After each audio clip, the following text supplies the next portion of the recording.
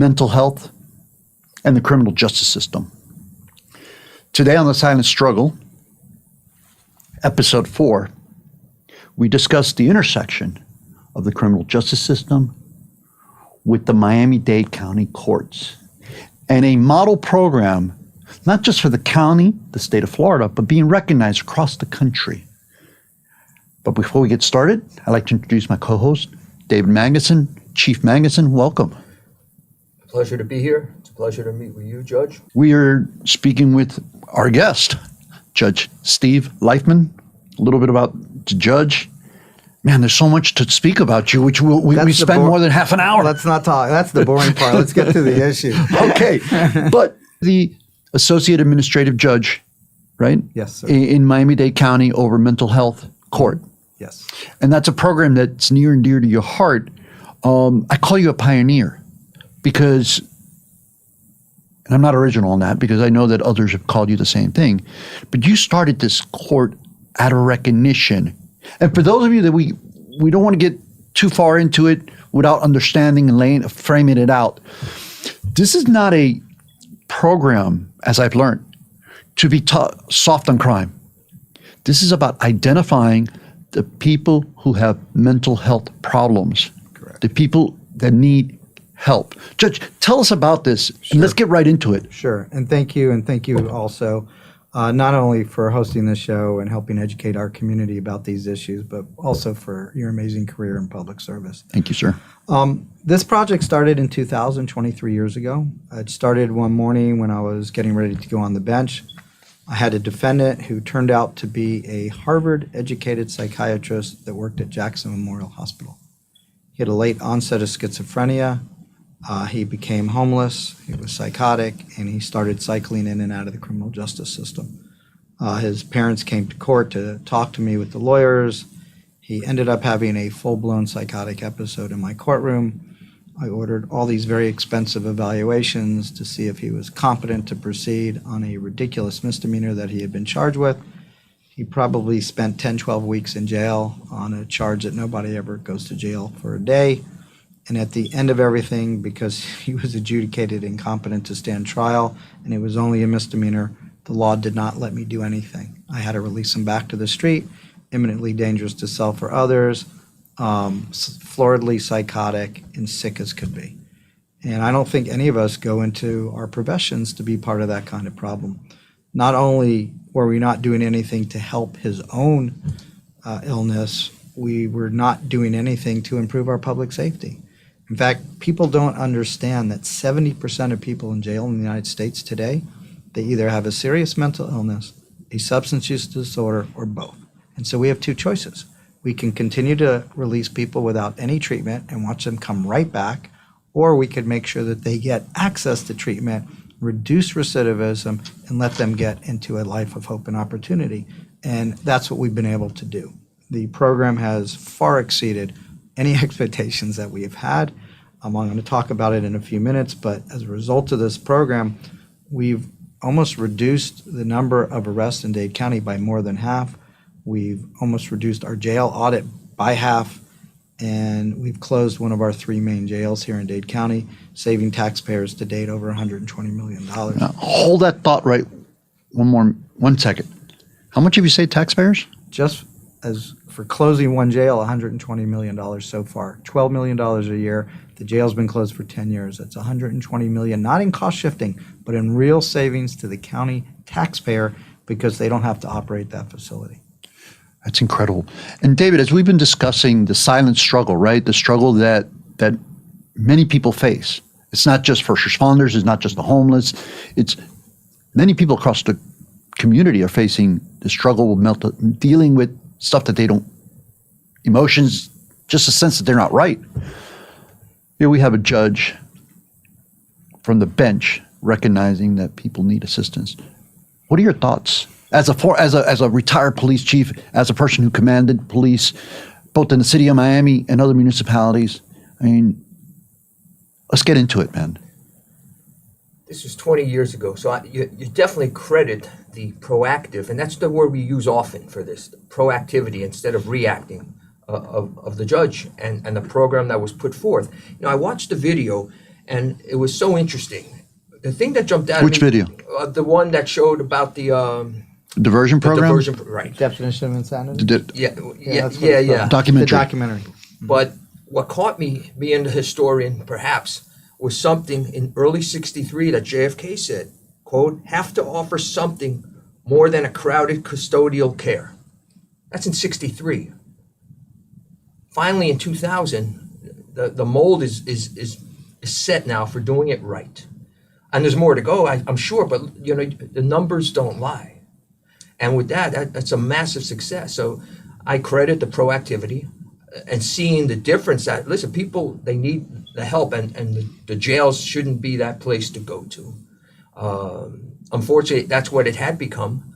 But you can see now, and shifting over to policing with CIT, with training officers to see things more clearly, and for lack of a better word, have cooler heads prevailing on the scene that can respond anywhere. I'm not talking from the city of Miami. They can respond and deal with the issue before it gets out of hand. And before this, I can tell you from experience, things did get out of hand to a certain extent. So this is a great program. So, Judge, you started your division, right? As the associate administrative judge. Well, I was already the Explain associate to us. administrator. So this crisis came up. Yeah. I had this case. I had to release this guy back to the street, floridly psychotic. You must have felt like crap doing this, I was right? livid. Oh, I didn't know if I God. was more upset or angry. And I'm like, why are we doing this? And, you know, when in most professions, you're taught how to do something. You're not taught to ask if it's working right or not. You follow rules. This is what you do. And that's what I used to do. And then when this case came in, it was such a stark smack in the face of everything that was wrong, not just with the criminal justice system, but also with the community mental health system, and how there was no collaboration, there was no coordination. We were spending between $1 and $2 million a year in Dade County just on psychological evaluations for people charged with petty misdemeanors, so that we could adjudicate them incompetent, release them back to the street, and I don't know, expect them to get better on their own. That was the definition of insanity, doing the same thing again and again and expecting a better outcome. And so as a result of this case, and fortuitously, the first national meeting on this issue was in Miami that year. I went, it was like a religious revival for me. They were really brilliant, thoughtful people from around the U.S. It was a D.C. program through SAMHSA, the Substance Abuse Administration and Mental Health, and they had real solutions. And I was able to coax them to give us a grant, to send us 3 experts, and we put together this 2-day summit. And I think the best thing about being a judge is that when we invite people to meetings, they come.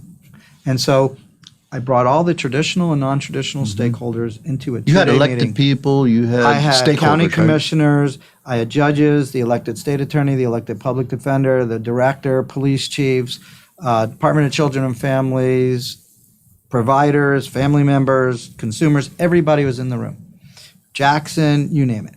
And we spent the first half day mapping out on paper the intersection between the criminal justice system and the community mental health system. And what we found in a half a day is that we were embarrassingly dysfunctional. We had created a system to fail perfectly, and it perfectly failed. And it was expensive. It's not like we're not spending money. We just spend it in all the wrong places. So we put together a written collaborative agreement. This wasn't about developing a mental health court. That's kind of the least of what you need. It was about making a structural change, that we would set up a diversion system so that we could do pre and post arrest diversion.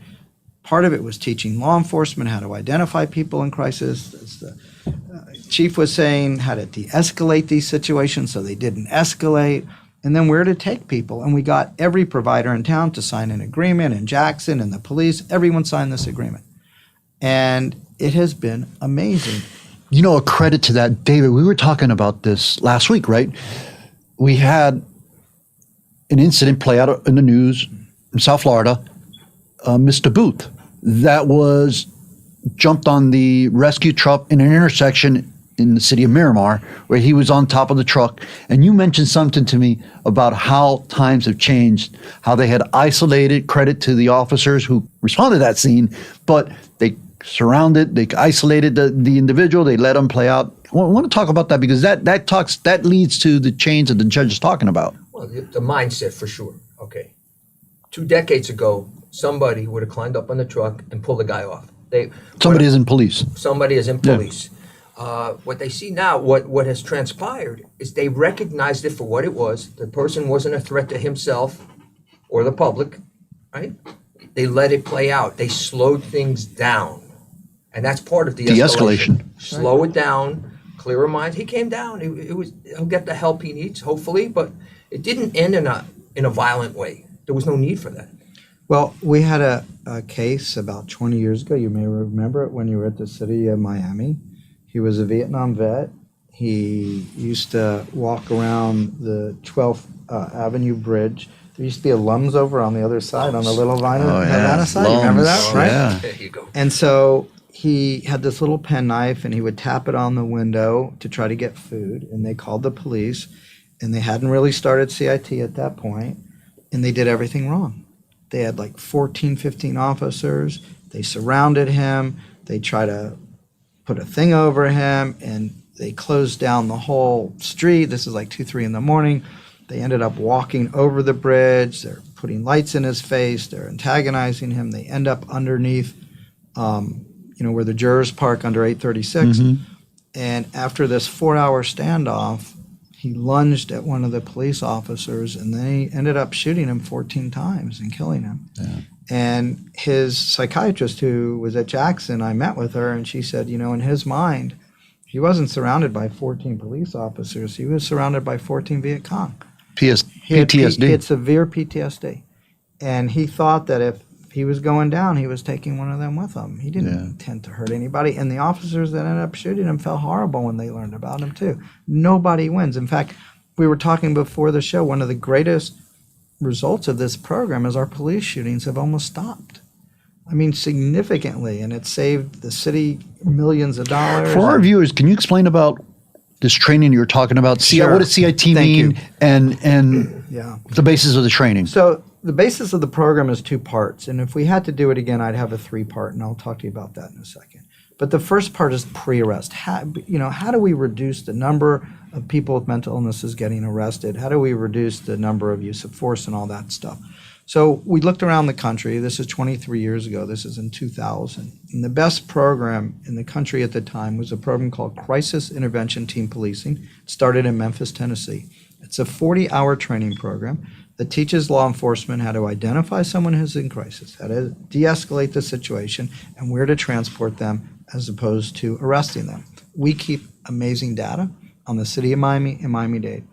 Over the last 10 years, the city of Miami and Miami-Dade have handled 105,268,000 mental health calls, and they only made 198 arrests. How many years? 10 years. 198 arrests out of over 105,000 mental health calls. That is unbelievable. So the number of arrests in Dade County as a result of that went from 118,000 a year to 53,000. We've saved the county so far 400 years of jail bed days just from the pre-arrest program. Mm-hmm. Police shootings have almost stopped. Police injuries have almost stopped.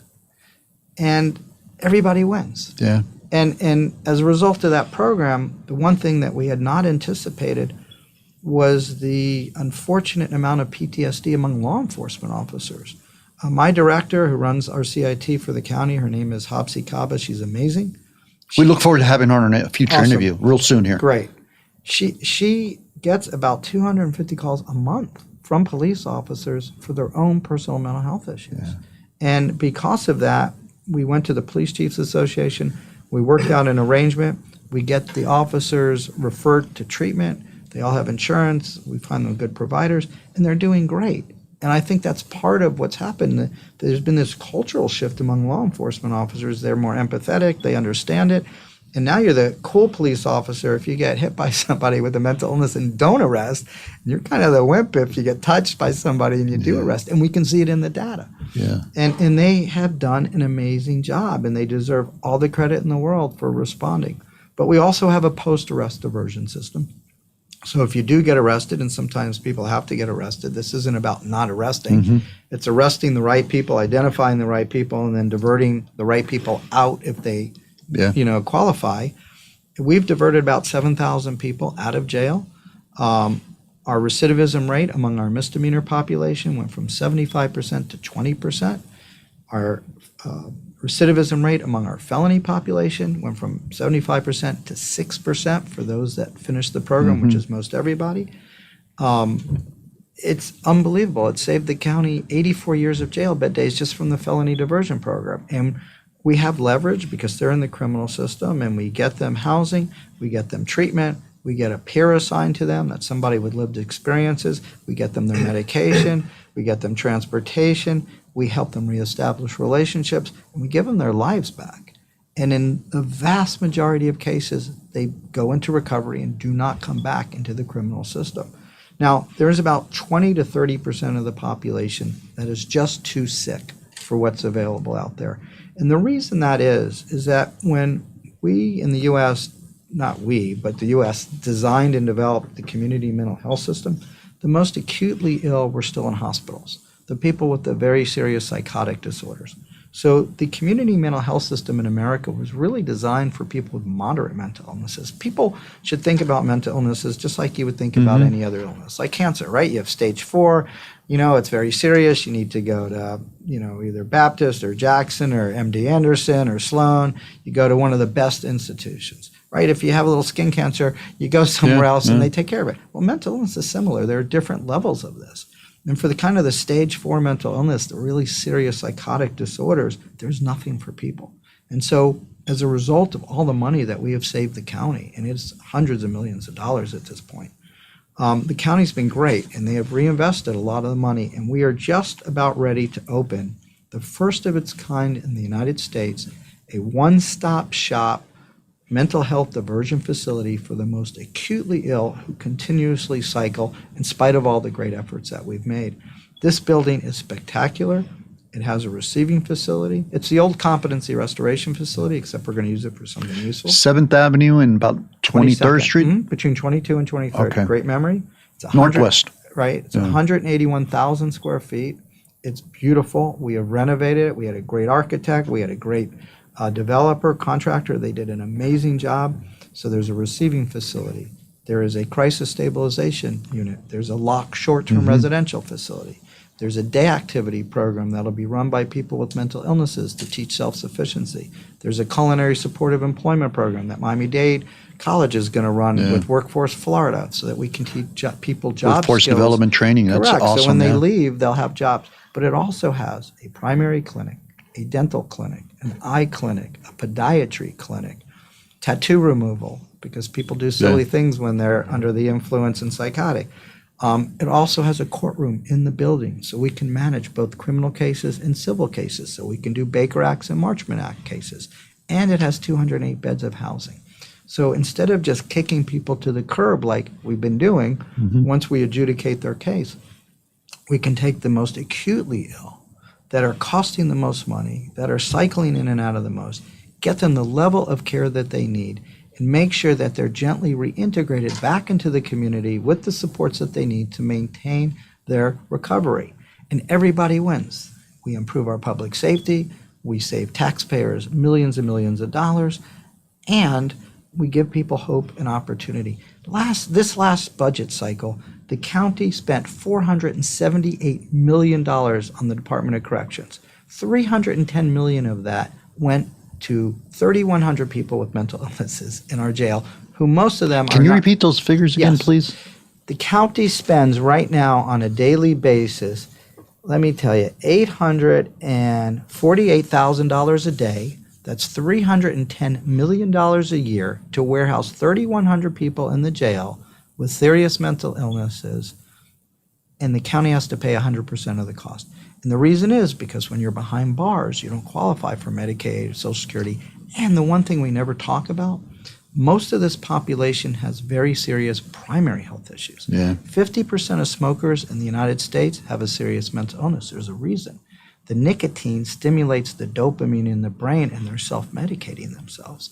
And so what happens is they end up with cancer and heart disease and diabetes and all these other illnesses because they smoke so much. And when they go to the jail, the county has to pay 100% of that bill, and it's $310 million a year for 3,100 people. And compared to the state, you used to be in the legislature, the state only spends about $47 million or $42 million for all of Dade and Monroe mental health services. Well, that's what struck me when we discussed this, right? Years Is that ago when I was sitting in the absurd? legislature. Yeah. No, as we were getting into backwards. budget, Yeah. as we were getting into the budget, and we're looking to ratify a state budget for, almost $100 billion, right?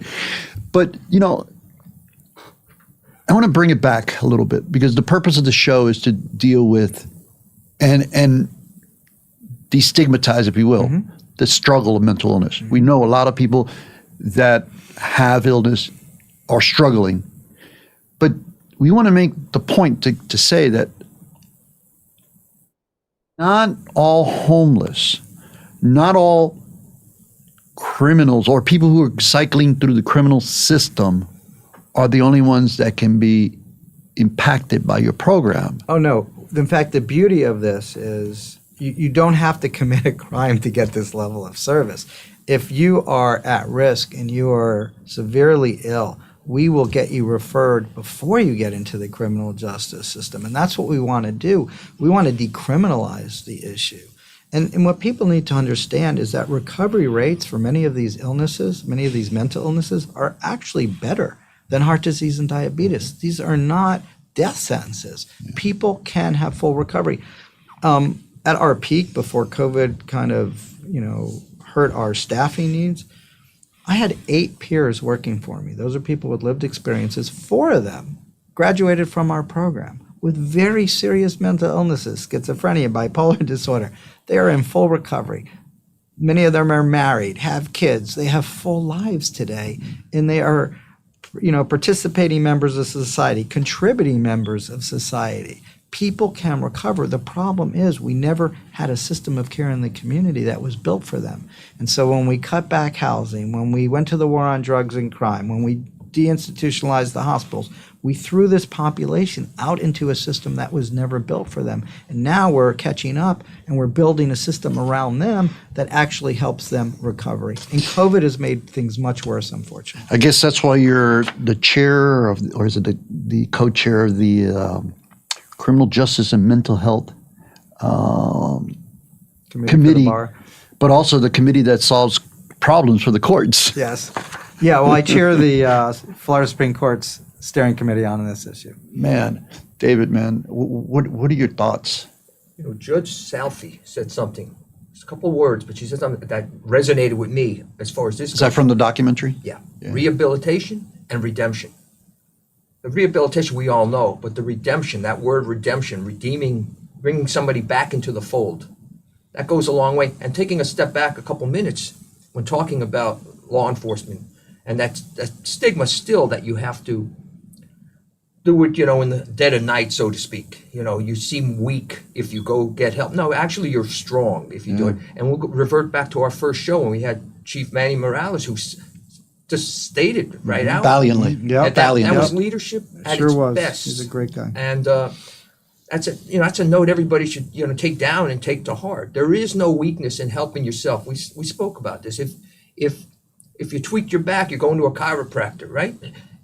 Along those lines, the same thing. You don't wait. If you got the flu, you're going to see a physician, right? You're not going to wait, okay? These things heal themselves. You need that extra help, that extra push, because what goes on in the mind, it's secular, and you got to get the right assistance, whether it's on a criminal point or not. It doesn't matter. You got to get that. You got to redeem yourself. You got to get that redemption. And that's so important. We know so much more about these illnesses today than we knew 20 years ago. So a couple things that we know. 92% of the women who are in jail and prison in the United States with mental illnesses have horrific histories of trauma, mostly sexual abuse. They're victims. And a young brain that is traumatized and exposed is more likely to get PTSD than an older brain. Yeah. And 75% of men who are in jail and prison with mental illnesses also have horrific histories of trauma, sometimes sexual abuse, more likely they were victims of domestic violence, or they're witnesses to really violent crimes. Those things actually contribute to changing the brain chemistry and contributing to people getting a serious mental health disorder. You know, I'm looking through my notes because I'm reflecting on the training I had in law enforcement, and I think, and I've had a lot of training between the military, law enforcement, and my public sector, 36 years of public service. Man, the best training I've ever went to was that CIT training. I credit it not just for me handling these situations better and providing better outcomes, but I also credit it for the outcomes of my officers and the officers at large in Miami-Dade County, the reduction of incidents where one of contact, violent contact, but also experiences that lead to mental health, whether the officer's, well-being or the subject who's suffering, or even the community. God, I mean, I wish we can continue this conversation with you a lot longer. I think this deserves part 2. We have 3 minutes left, 3.5 minutes left, but I can't say enough about your program, Judge. And for the audience, if you will, for the viewer that's out there struggling, from a man from your bench perspective, can you provide them some words of how to deal with this so we don't have incidents like we recently saw with Director Ramirez where consequential actions. Yep. They're not alone. No, none of us are. And COVID made things so much worse, both for people that got it. It actually can be a trigger for these illnesses, but also the isolation from COVID made things much worse. And people need to know that there is help out there for you. We do have a public mental health system. It is terribly under-resourced, but you can reach out for help. The main entity is called Thriving Mind. It's what we call the South Florida Behavioral Health Network. And you can Google that or call information and get their phone number. Can you repeat the name one more time, please? Thriving Mind, and they are the public system. And the other thing is, if you do need the assistance of law enforcement in a situation, and it is a matter involving someone with a mental health issue, let the dispatcher know that you need a CIT officer, Crisis Intervention Team Police officer. We have the largest trained squad in the United States. We have over 8,500 officers trained, and it'll help them to get the right officer out who will know what to do and also can help refer people to services when they come out there. And know that the officer is going to react appropriately. They're not going to overreact because they've been incredibly well trained and they're doing an amazing job with this. And you should have the confidence. And you should also have the confidence that you can recover. People recover for these illnesses, just like they recover from other illnesses. And as I said earlier, they can recover better from these illnesses, but they need access to treatment. You need to find a good doctor. You need to get the right diagnosis and the right medication. And you need to put the supports around people to help them do it. But it is very, very doable, and we see it every single day.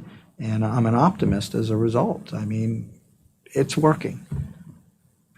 Yeah, I mean, what can I say? How can we follow that? No, you can't. You just got to keep pushing and make sure that this comes to fruition with massive success. There should be no quagmires are holding it up. This is so successful. Again, the proof is in the pudding. I just want to add one thing real quick, talking about PTSD. We have a minute. PTSD and the police officers. It's just, again, it's so extremely important. We see things that we shouldn't see. People shouldn't see it. Obviously, that takes its toll. Mm-hmm. It takes its toll. So really, I keep pushing it. We keep pushing it. Get the help you need. It's a strength, not a weakness. Yeah, 15 to 35% of police officers have severe PTSD. More officers died last year from suicide than in the line of duty. Yeah, that is true. And that's a tragic number that can be avoided. It's much better here in Dade because of the training and the treatment access that we have, but it's unnecessary. And you have a lot of returning vets that go into law enforcement that already have trauma issues, that are getting re-traumatized, or they're getting traumatized on the force. And we can look at MRIs today. We can see a change in brain activity as a result of trauma. And so it's just like any other illness. Yeah. If you broke your arm, you'd run in and you'd get treatment. And if you did it in the line of duty, everyone sign it and be so proud. I broke my arm tackling this jerk. But if your brain gets broken, you should also be proud that you're going to get treatment because you're helping all of us and you're such a credit to our community and we want to see you well. I guess there are two takeaways. One is that you're not alone. There's help for you. And two, that the struggle does not stop with law enforcement or homeless. It's across the county. So we all have to be vigilant and supportive of seeking help. These Judge, illnesses do not discriminate, and we got to get that building open so yeah, that we can help well, a whole nother group let's of talk people. about that on the next time because we want to talk about it, getting the building open. On that note, to the Millers Community News team, we can't thank you enough. My co-host, David Magnusson. Chief, I can't thank you enough for bringing this issue to light. Judge, we look forward to speaking with you. And again, our gratitude to you. Stay tuned because our next show will entail the director of let's see if I get this right, the Crisis Response Team for Miami-Dade County, Luciana Beltran. Look forward to speaking with you guys. Thank you. Drop us a line. Let us know what you think.